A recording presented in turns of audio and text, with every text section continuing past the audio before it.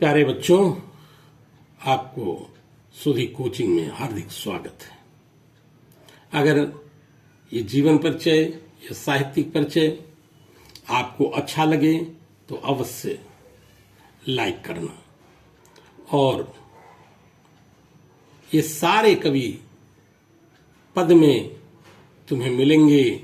साहित्यिक परिचय याद करने में भी दिक्कत नहीं होती है। 2-4 बार आप पढ़ेंगे और इसका साहित्यिक परिचय पूरा याद हो जाता है।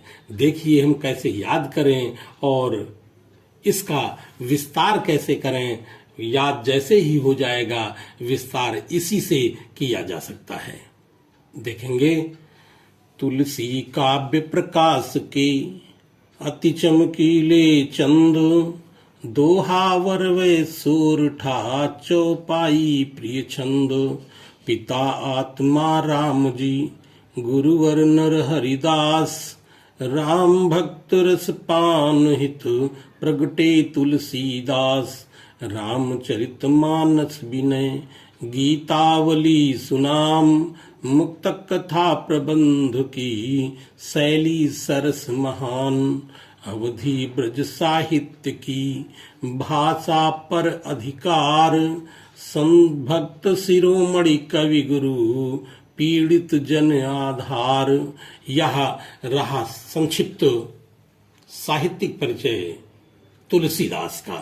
तो तुलसीदास जी कैसे हैं? तुलसी काव्य प्रकाश के, अपने काव्य में प्रकाश पुंज के समान हैं। अति चमकीले चंद, जहां भी रहते हैं इनकी चांदनी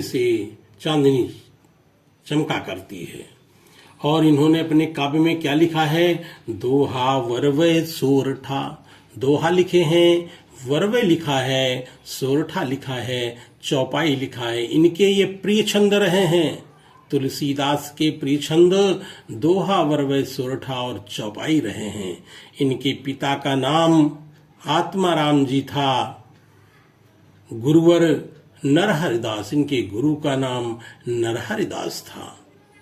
और राम भक्त रसपान हित, राम की भक्ति में ही रस का रसास्वादन किया करते थे। राम भक्त रसपान हित प्रगटे तुलसीदास। मानो तुलसीदास ने अवतार लिया, जन्म लिया। और इनकी रचनाओं के नाम देखिए कैसे लिखा है। रामचरितमानस विनय, क्या लिखा है? रामचरितमानस लिखा है, विनय लिखा है, गीतावली सुनाम और गीतावली लिखा है। मुक्त कथा प्रबंध की, मुक्त कंठ से इनकी मुक्तक कथा है। शैली सरस महान, और शैली कैसी है? बहुत ही आनंद प्रदान करने वाली है। शैली सरस महान। अवधि ब्रज साहित्य की, अवधि भाषा और ब्रज भाषा में इन्होंने लिखा है। अवधि ब्रज साहित्य की भाषा पर अधिकार, इन्हें दोनों भाषाओं पर पूर्ण अधिकार था। अवधि ब्रज साहित्य की भाषा पर अधिकार। भक्त शिरोमणि कवि गुरु, और भक्तों में ये शिरोमणि हैं, श्रेष्ठ हैं। कवि गुरु पीड़ित जन आधार, और लोगों की पीड़ा को दूर करने वाले हैं। ऐसे संत कवि तुलसीदास हैं। तो तुलसीदास का संक्षिप्त जीवन परिचय, यदि हम इस